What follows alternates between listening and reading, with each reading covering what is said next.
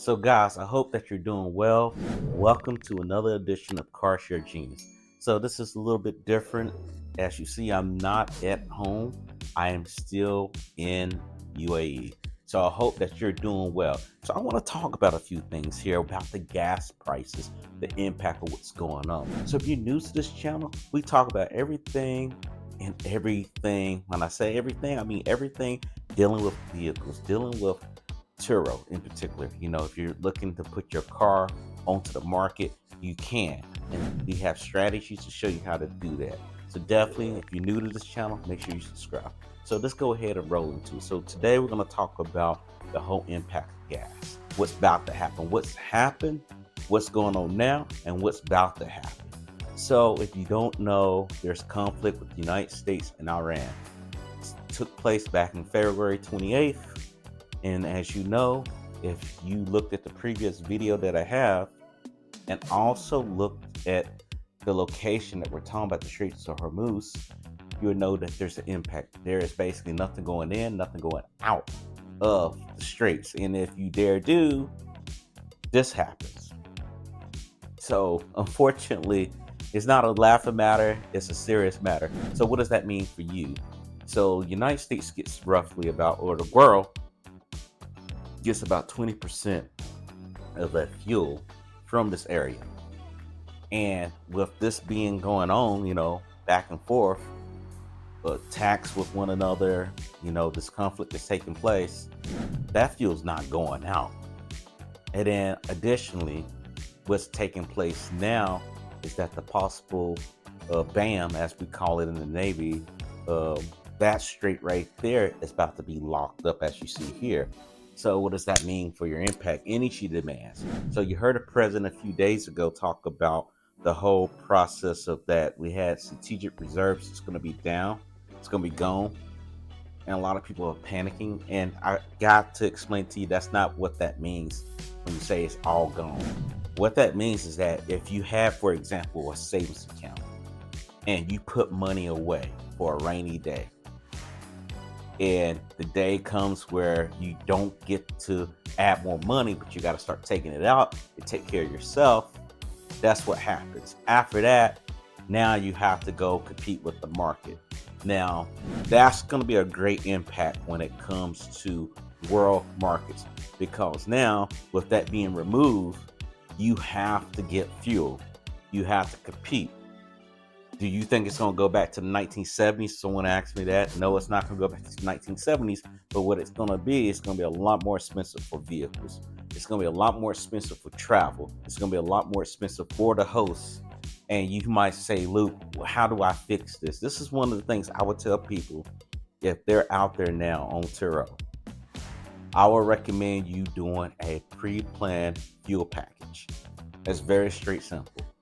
You may have to just do half of what it typically takes to fill up your vehicle just to get that car out the door. For me right now, I'm not having an issue because my vehicles are stationed in Charlotte, North Carolina.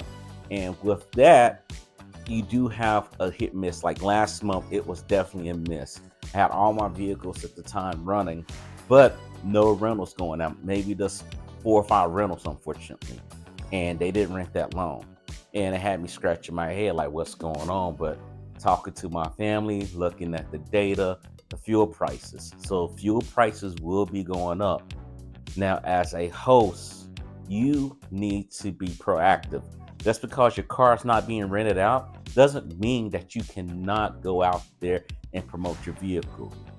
You have to realize this. Turo is only going to promote but so much.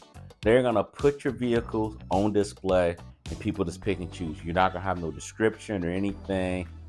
And unfortunately, it used to be where we could do that. But the thing that you can do is self-promote your product like I do. You should turn your Instagram or you should turn your Facebook into a marketing tool, or let alone just make a page or make a profile with your vehicles showing the work that you do and promote it.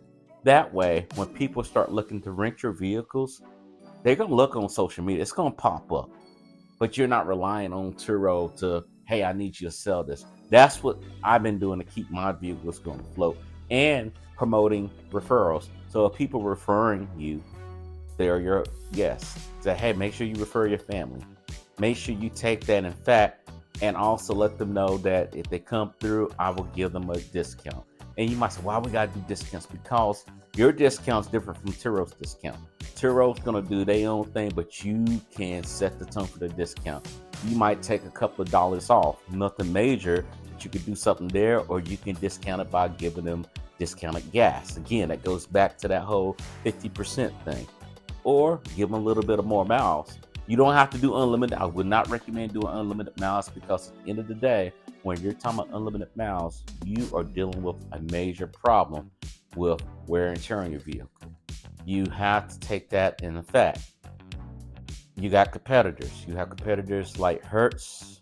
You have competitors like Avis. You have Enterprise. You have Budget. They are on track looking at what Turo's doing and looking at how to decimate it. That's why I see a lot of people talking about they're quitting. They want to get out. It's a ripoff. It's not a ripoff. It's the market changing, and you have to be competitive at the end, because at the end of the day, Turo wants their cut, and you got to get your cut too. I recommend you doing these things.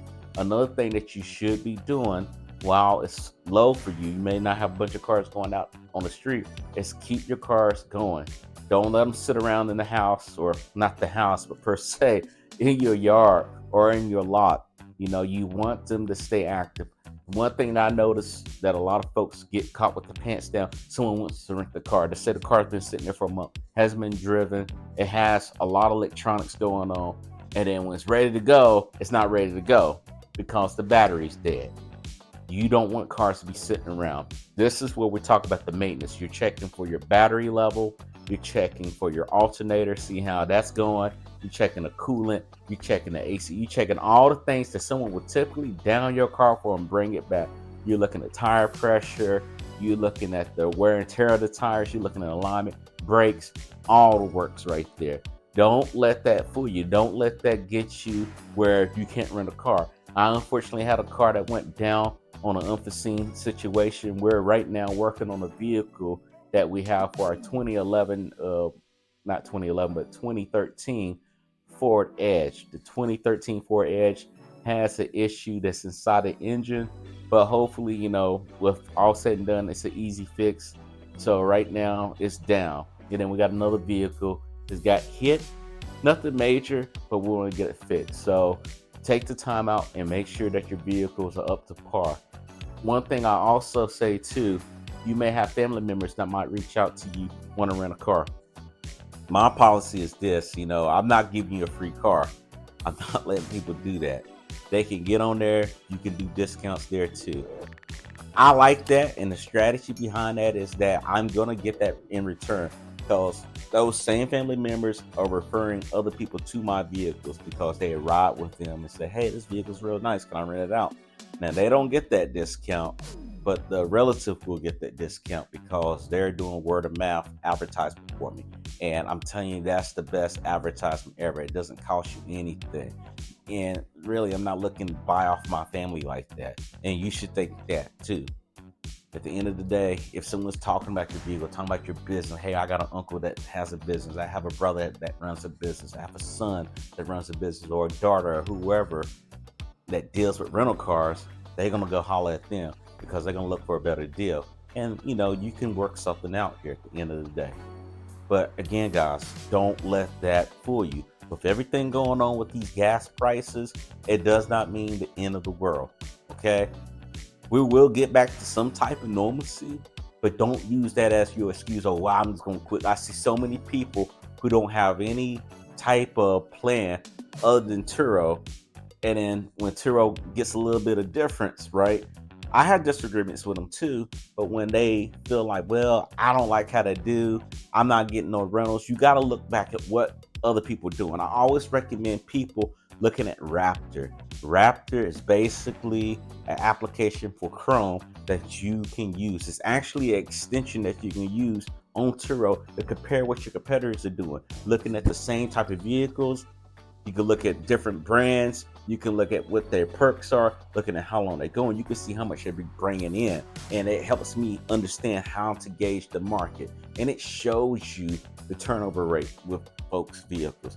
In the Charlotte area, I use it all the time. When I looked at those numbers for last month to get an idea of what was going wrong, I looked at me like, what am I doing wrong? Is it me? And come to find out it wasn't me. But in your market, it could be different. This tool helps.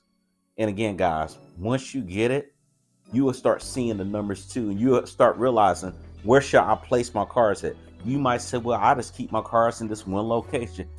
Maybe that's not good enough. Maybe you need to move around your city. Maybe it's that time that you say, hey, I have luxury cars. I seen one guy talk about luxury cars. He's not getting what he wants. Maybe it's time to trade up the luxury car for economical car.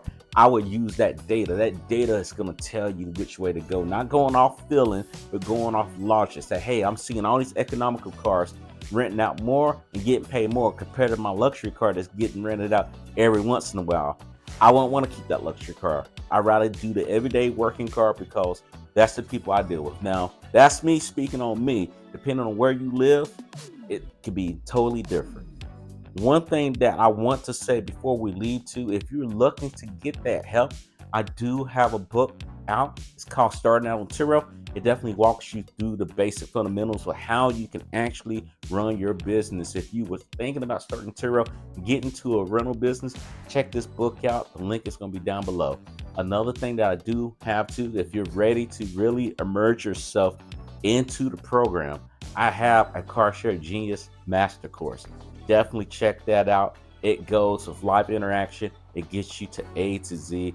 This is for the people who are really ready to step on the throttle and change their lives. I've changed a lot of people's lives. I changed my life. I changed the folks around me, their lives as well too. And they got into the right system. And now we're doing well. So again, guys, hate to cut this short. I got more products to come out here as far as more topics. When I say products, I'm talking about topics that a lot of people are talking about on the net that we're going to address. And again, guys, what is your issue? If you are new on Turo and you're struggling, let me know what that issue is, so that way I can step in and give you the issue of a solution, right? If you have an issue, I can give you that solution, or try to anyway.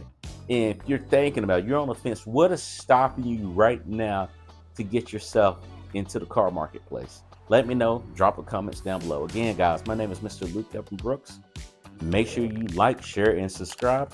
And I see you next time. Take care.